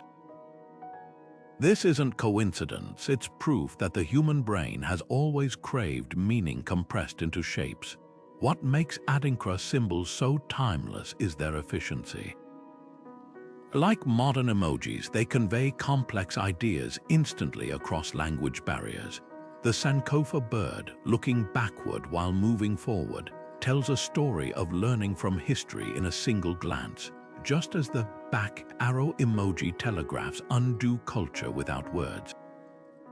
Designers at Apple and Google don't just borrow these forms for their aesthetic, they tap into an ancient neural shortcut. Studies show the brain processes symbols like Adinkra 60,000 times faster than text, a fact the Ashanti leveraged long before neuromarketing existed. When Twitter added the retweet icon, they unknowingly echoed the Ashanti Fawohodi symbol for independence and freedom, both using a single fluid motion to represent a powerful idea. But there's a deeper layer here. Adinkra symbols didn't just communicate, they connected. Worn during funerals or festivals, they transformed clothing into conversation, much like today's graphic tees or Instagram story stickers. A 17th century Ashanti queen might have chosen a Nkinkium twisting path symbol on her robe to signal life's challenges, just as a Gen Z user slaps a labyrinth emoji on a post about career struggles.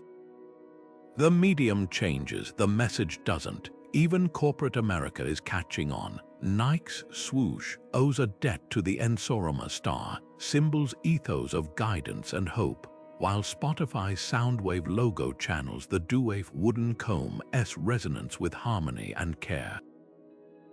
Perhaps the most poignant revival is happening where you'd least expect it, in digital activism. The Black Lives Matter movement's raised fist icon draws direct inspiration from the Akoma heart, symbol's message of endurance and patience, repurposing ancient resilience for modern struggles. Meanwhile, climate campaigns adopt the Hwewamudua measuring rod to represent accountability, proving that these symbols still carry moral weight. They've become a bridge between analog wisdom and digital urgency, reminding us that some truths are too vital to be left to words alone.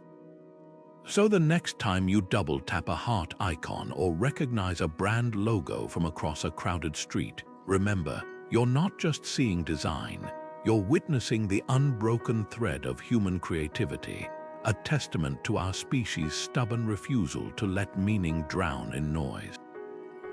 The Ashanti didn't just invent symbols, they crafted a visual Esperanto for the soul, one we're still speaking today, even if we've forgotten the original tongue. In a quiet monastery high in the Himalayas, monks spend weeks painstakingly arranging colored sand into intricate geometric patterns, only to destroy their masterpiece in a single sweeping gesture once complete. This is the ancient practice of Tibetan sand mandala creation, a meditation in motion that survived unchanged for over 1,000 years. Yet scroll through any modern app store and you'll find their digital descendants, mindfulness coloring books promising stress relief, meditation apps using animated fractals to guide focus, even corporate wellness programs incorporating mandala-inspired visualizations. The connection isn't accidental. These ancient tools for taming the restless mind have found urgent new purpose in our age of endless notifications and fractured attention spans. The genius of mandalas lies in their layered design philosophy. At surface level, their visual anchors complex enough to demand full attention, yet repetitive enough to induce flow states. Neuroscience now confirms what Tibetan monks always knew. The brain enters a unique state when balancing focused detail work with rhythmic patterns, simultaneously engaging the prefrontal cortex's concentration circuits while quieting the amygdala's stress responses. Modern adaptations like the wildly popular Secret Garden coloring books or apps like Peas use this same principle, replacing sacred geometry with floral designs or pulsating sound waves that guide users into similar cognitive states. Even the destruction ritual holds psychological wisdom. Clinical studies show that mindfulness practices incorporating impermanence like journal burning therapies help reduce anxiety about control, a feature some digital apps simulate through disappearing meditation timers. What's fascinating is how these tools evolve while retaining core functions. Where monks once used mandalas to train monastic focus over years, today's workers might use a 5-minute mandala breathing GIF between Zoom meetings to reset. The sand has become pixels, the monastery a subway commute, but the neural pathways being shaped remain identical. Some tech companies are taking this further. Google's former Search Inside Yourself program taught employees meditation techniques directly inspired by mandala visualization, while VR startups create immersive digital labyrinths for trauma therapy, updating the walking meditation traditions of Chartres Cathedral's floor labyrinths. Yet the most telling adaptation may be how mandala principles address modern attention economics. Tibetan Buddhism long warned against monkey mind, the restless jumping between thoughts we now call multitasking. Contemporary research reveals the cost. Task switching can drain 40% of someone's productive time. Mandalic tools counteract this by providing what psychologist Mihaly Csikszentmihalyi called optimal experience, a sweet spot between boredom and overwhelm where time seems to dissolve. Adult coloring book sales skyrocketed during pandemic lockdowns precisely because they offered this escape, proving that even in our digital age, the human brain still craves the focused tranquility these ancient patterns provide. Perhaps the ultimate lesson lies in that sweeping destruction ritual. In a culture obsessed with preserving every achievement from social media posts to productivity metrics, the deliberate dismantling of something beautiful feels radical. Yet it mirrors the necessary cycles of our own mental lives: focus and release, creation and letting go. Modern mindfulness may have swapped sand for screens, but the timeless truth remains: real peace comes not from clinging, but from recognizing that everything, even our scattered thoughts, are just patterns waiting to be rearranged. Step inside a modern glass skyscraper flooded with natural light, and you might be surprised to learn its design owes more to medieval monks than contemporary architects. Gothic cathedrals like Chartres and Notre Dame were the original light manipulators. Their stained glass and ribbed vaults weren't just decorative, but revolutionary engineering feats calculated to transform sunlight into spiritual theater. Those jewel-toned rays streaming through rose windows, they weren't random. Medieval builders positioned them to hit specific chapel areas at precise liturgical hours, turning sunlight into a celestial clock. Today's sustainable architects are rediscovering these ancient light harvesting techniques, proving that good design transcends centuries. The secret lies in the Gothic obsession with verticality and filtered illumination. By using flying buttresses to redistribute weight, medieval builders could replace solid walls with vast stained glass canvases, essentially inventing the precursor to modern curtain wall construction. But here's the genius part. They didn't just want more light, they wanted transformed light. The uneven thickness of hand-blown glass scattered sunlight into prismatic patterns, creating what researchers now call biophilic lighting, a dynamic, nature-mimicking illumination that reduces stress and enhances focus. Modern hospitals and offices increasingly adopt this principle, using etched glass and light-diffusing panels to recreate those medieval light qualities, with studies showing such environments boost recovery rates and productivity by up to 20%. What's even more fascinating is how Gothic spatial psychology survives in unexpected places. The nave's elongated shape, designed to draw eyes toward the altar rear, appears in airport terminals guiding travelers toward gates, or museum corridors funneling visitors to key exhibits. That tingling awe you feel standing under a cathedral's vaulted ceiling, architects now call it sacred height, a measurable emotional response triggered by vertical space, replicated in everything from grand hotel lobbies to Apple Store designs. Even the humble shopping mall's layout owes a debt to pilgrimage routes, with anchor stores playing the role of chapel destinations along a consumer's spiritual journey. Perhaps the most urgent Gothic revival is happening in green architecture. Medieval builders were masters of passive climate control. Chartres Cathedral's porous limestone regulates humidity like a giant breathable membrane, while its labyrinthine floor patterns create micro airflows that naturally ventilate the space. Contemporary architects battling climate change now study these features, adapting them into biomimetic facades. The Gherkin skyscraper in London uses the same spiral wind channeling principles as Gothic towers, cutting AC needs by half. Barcelona's Sagrada Familia, still under construction after 140 years, incorporates Gothic-inspired stone trees that distribute weight so efficiently. The structure uses 30% less material than a conventional building of its size. This isn't just historical coincidence, it's evidence of something deeper. When modern neuroscientists scan brains inside Gothic spaces, they find heightened activity in areas linked to transcendence and creativity. The same neural responses fire whether the subject is a 14th century monk or a 21st century office worker. That's the untold power of these ancient designs. They speak a silent language our brains are wired to understand, one where light, space, and proportion converge to shape how we think and feel.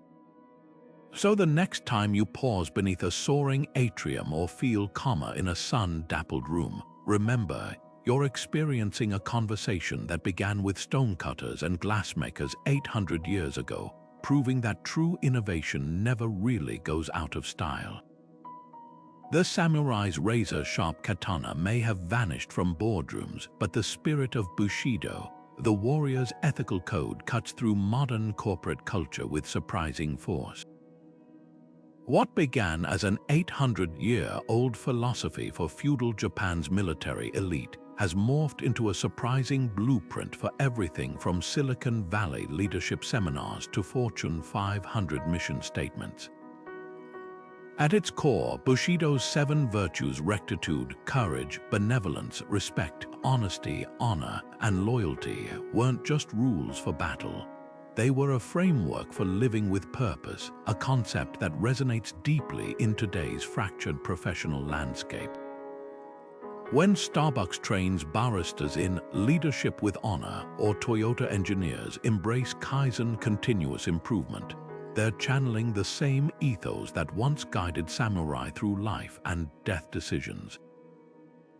Consider how Bushido's emphasis on gi righteousness manifests in modern business ethics.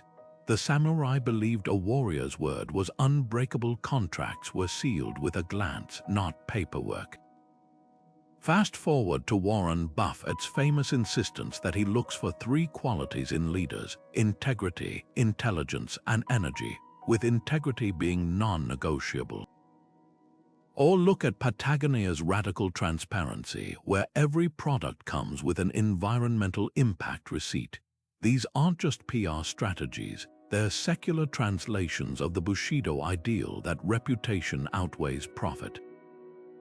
Even the tech world's obsession with fail fast, fail often echoes the samurai's yukon courage, not the absence of fear, but the will to act despite it. Yet the most fascinating adaptation is how Bushido's collectivist values thrive in hyper-capitalist environments. Feudal Japan's true loyalty demanded samurai prioritize clan over self, a stark contrast to today's hustle culture. But companies like Southwest Airlines and Zappos have resurrected this spirit through policies putting employees first, proving that feudal loyalty boosts modern retention rates. Japanese firms still practice nemawashi consensus building through quiet consultation, a direct descendant of samurai councils where every voice mattered before decisions were made. The irony is delicious. Feudal values designed to stabilize a warrior class now stabilize shareholder meetings. This cultural alchemy raises deeper questions about why certain ethical systems endure. Bushido didn't survive because of nostalgia. It evolved because its principles address universal human needs for trust in transactions, meaning in work, dignity in roles. When a McKinsey consultant invokes beginner's mind, Shoshin to stay adaptable, or a Navy SEAL trainer quotes Yamamoto Tsunotomo's Hagakure on resilience, they're not cosplaying history. They're tapping into an ancient wisdom that recognizes a fundamental truth. Whether facing a sword or a spreadsheet, character isn't situational. The battlefield just looks different now. Perhaps the ultimate testament to Bushido's adaptability is how its shadow lingers in places samurai could never have imagined. The servant leadership model sweeping corporations mirrors the samurai's duty to protect peasants. Corporate social responsibility guidelines echo the warrior's Jin benevolence, the understanding that true power carries obligation. Even the mindfulness apps cluttering our phones repackage Zanshin continuous awareness, the samurai's hyper-present state during combat. So the next time you hear a CEO cite honor in an earnings call or see a team-building retreat featuring katana metaphors, don't dismiss it as corporate cosplay. Beneath the buzzwords pulses an 8th-century-old heartbeat, proof that the best frameworks for human excellence aren't invented, they're remembered. The conference room might have replaced the dojo, but the essential question remains the same, not just how to succeed, but how to be worthy of success. The Pantheon's dome has stood for nearly 2,000 years without a single steel rebar, while modern bridges crumble after decades, a paradox that's baffled engineers until recently. Hidden within those ancient Roman piers submerged in the Mediterranean lies a material science breakthrough we're only now decoding: self-healing concrete. Unlike today's brittle mixes, Roman maritime concrete incorporated volcanic ash and seawater, creating a chemical reaction that actually repairs cracks over time. Microscopic analysis reveals lime clasts in the ancient mixture that dissolve when fractures form, releasing calcium-rich minerals that recrystallize and seal gaps, a process eerily similar to how human bones mend themselves. This isn't just historical trivia, it's a blueprint for a revolution in how we build our world. What makes this discovery so urgent is the stark contrast with modern construction practices. Where Roman engineers designed for eternity, contemporary concrete is often formulated with an unspoken expiration date, a phenomenon called planned obsolescence that costs global economies trillions in repairs. The average highway overpass now lasts just 50 years before needing replacement, while Roman harbors like Portus Cossanus remain intact after 20 centuries of saltwater punishment. The irony is painful. We've perfected concrete's initial strength while forgetting its long-term resilience. Modern mixes eliminate the very ingredients volcanic pozzolan and deliberately uneven aggregates that gave ancient concrete its flexible, crack-resistant properties, prioritizing quick curing times over enduring performance. But the implications stretch far beyond concrete. The Roman formula hints at a forgotten paradigm where materials work with natural forces rather than against them. Their use of seawater, once considered corrosive, actually triggered beneficial aluminous tobermorite crystal growth, much like how oyster shells strengthen through mineral deposition. This biomimetic approach is inspiring today's living materials research, from bacterial self-healing concrete at Delft University to fungal mycelium networks that repair building foundations. Even NASA is experimenting with Roman-inspired space cement that could self-repair lunar habitats under meteoroid impacts. The deeper question isn't just about rediscovering old recipes, it's about why such brilliance vanished in the first place. Like Damascus steel or Greek fire, Roman concrete knowledge may have fallen victim to its own success. As imperial infrastructure projects grew more centralized, the meticulous regional variations in mixed designs tailored to local volcanic sands and water chemistries were likely simplified into generic formulas. The same specialization that enabled Rome's construction boom may have eroded the artisan knowledge behind its greatest innovations.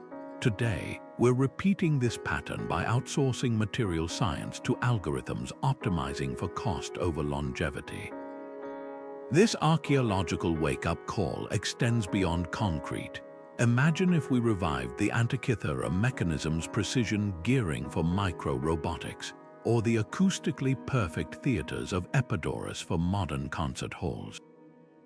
The library of Alexandria's passive cooling techniques could revolutionize desert architecture, while Inca suspension bridges made from woven grass might inspire biodegradable infrastructure.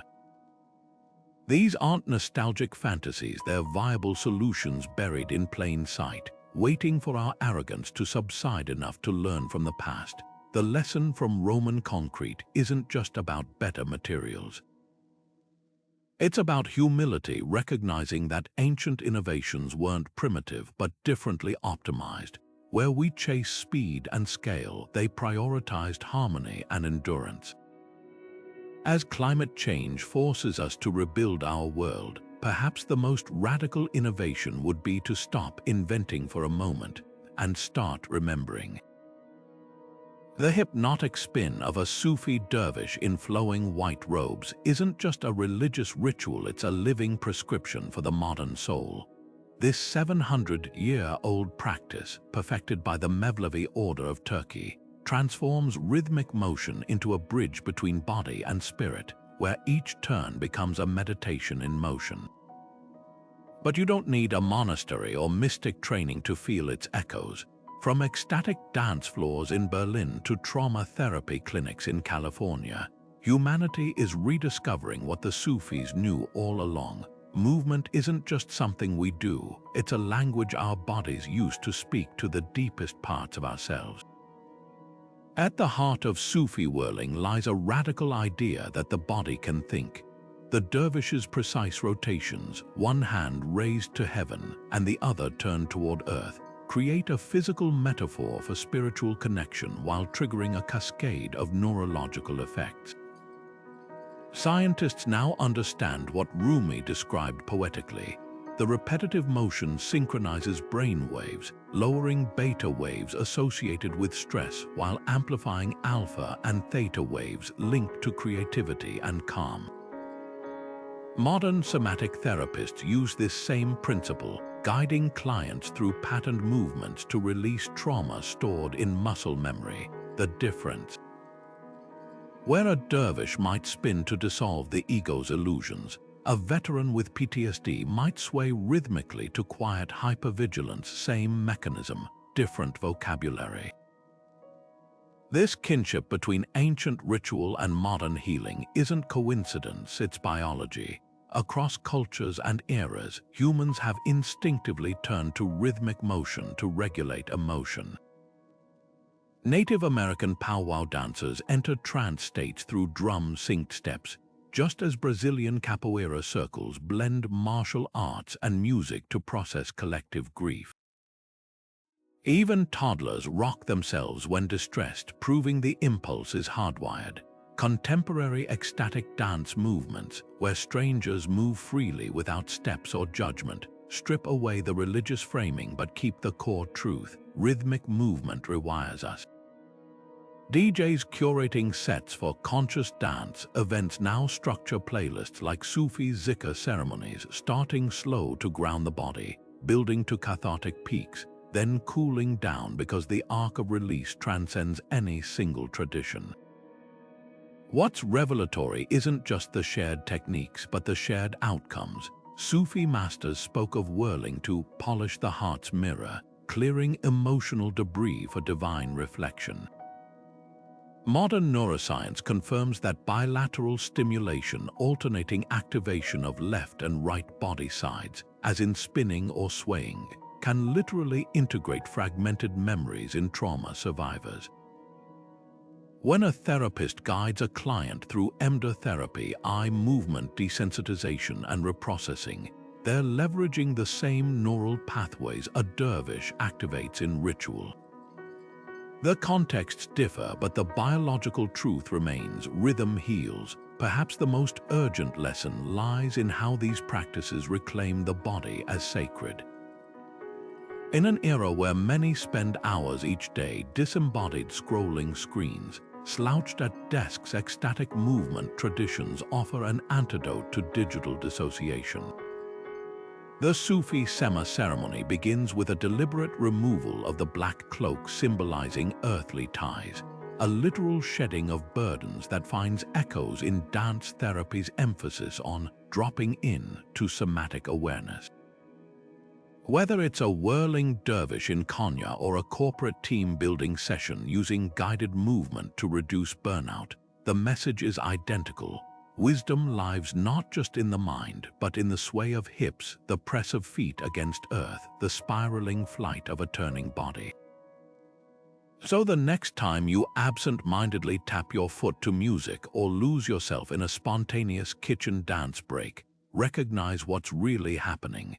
You're not just moving, you're tapping into an ancient lineage of healers, mystics, and therapists across time who understood that sometimes the most direct path to peace isn't through words or pills, but through the body's own kinetic poetry. And in a world that keeps us relentlessly in our heads, that might be the most subversive wisdom of all. The flames that consumed the library of Alexandria didn't just burn parchment and ink, they erased entire dimensions of human thought. Imagine a world where Euclid's lost treatises on conic sections survived to inspire Renaissance painters centuries earlier, or where Archimedes' manuscript on mechanical planetariums guided Galileo's telescope designs. The library wasn't merely a building, it was the ancient world's neural hub, where Babylonian astronomy met Egyptian medicine and Greek philosophy in a cross-pollination of ideas that shaped civilizations. Its destruction didn't just stop progress, it reset the intellectual clock, leaving gaps we're still stumbling over today. Now consider the irony. In an age where we can store the entire contents of the Library of Congress on a device smaller than a sugar cube, we're facing a new kind of vanishing. Digital data decays faster than papyrus, File formats become obsolete in years, cloud services shutter without warning, and magnetic tapes degrade within decades. The Internet's so-called permanence is an illusion. Studies suggest over 80% of early web pages have already disappeared, taking with them everything from groundbreaking scientific preprints to cultural records of marginalized communities. Unlike the slow erosion of time that doomed Alexandria's scrolls, our digital dark age could happen with the flip of a server switch. What makes this especially haunting is the selectivity of our amnesia.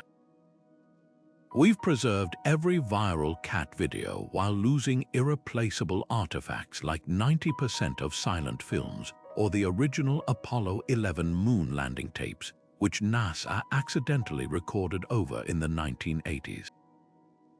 The paradox is clear. Never before have we had such capacity to remember, yet never before have we been so skilled at forgetting.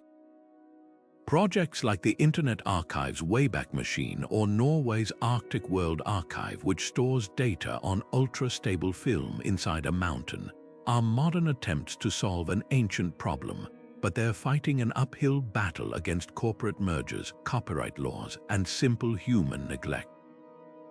Yet the deeper question isn't just what we're losing, it's what we're failing to create. Alexandria thrived because it actively sought knowledge globally, translating texts from Sanskrit to Aramaic. Today, algorithm-driven platforms show us only what we already like, creating intellectual monocultures.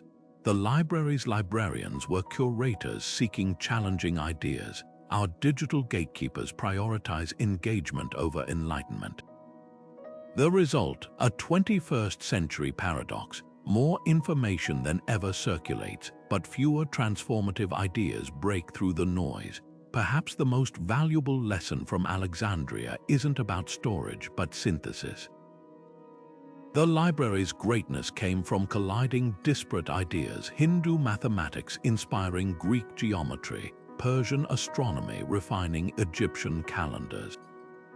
Modern equivalents like Arxiv or Wikipedia hint at this potential, but lack the deliberate curation that made Alexandria an engine of innovation. As we grapple with climate change and pandemics, we need that cross-pollination more than ever. The irony stings. We stand on the shoulders of giants, yet we've forgotten how to build ladders between their islands of wisdom. So the next time you effortlessly Google a fact, pause. That instant access is a fragile miracle, one the scholars of Alexandria could scarcely imagine. Their tragedy reminds us that knowledge isn't a given, it's a choice, one we renew every time we decide what to save, what to share, and most importantly, what to seek. And in that choice lies the difference between illumination and another dark age waiting to happen. We've traced the fingerprints of forgotten civilizations in everything from morning coffee rituals to the way we navigate city streets, proof that humanity isn't a series of isolated cultures, but a single, shimmering tapestry where every thread connects. These echoes matter because they remind us that progress isn't linear. It spirals, circling back to ancient wisdom we dismissed too quickly. The Roman concrete that outlasts our skyscrapers, the indigenous farming techniques now fighting climate change, the Sufi spinning that heals modern trauma, they all whisper the same truth. We've been here before, solved this before, if only we'd listen. This isn't just about appreciating history, it's about survival. When Polynesian navigators read ocean swells better than satellites, or Inca engineers built earthquake-resistant cities, they developed technologies of connection, not domination. In an age of climate crisis and digital overload, their approaches feel less like artifacts and more like lifelines. That Ashanti symbol on your smartphone logo or the Byzantine light harvesting tricks in your office windows aren't quaint references. They're time-tested blueprints for living well on this planet. So here's the invitation. Look closer at the ordinary. That family recipe for chicken soup might carry traces of Sephardic Jewish exile or West African okra stews. The playground game your child loves could descend from Aztec ball rituals or medieval European fertility dances. Every tradition, no matter how small, is a palimpsest layer upon layer of human ingenuity waiting to be read. And by that same measure, consider this: what current habits might future civilizations resurrect? Could our composting movements become sacred rituals? Might TikTok dances evolve into harvest celebrations? The Hopi were right. Storytellers do rule the world, not through force, but through the subtle power of deciding what gets remembered. So become an archaeologist of the everyday, peek behind the curtain of the way things are, and you'll find 10,000 years of human experimentation, failure, and brilliance whispering, "We tried this. Here's what worked." The past isn't finished with us, it's just waiting for us to recognize how much of it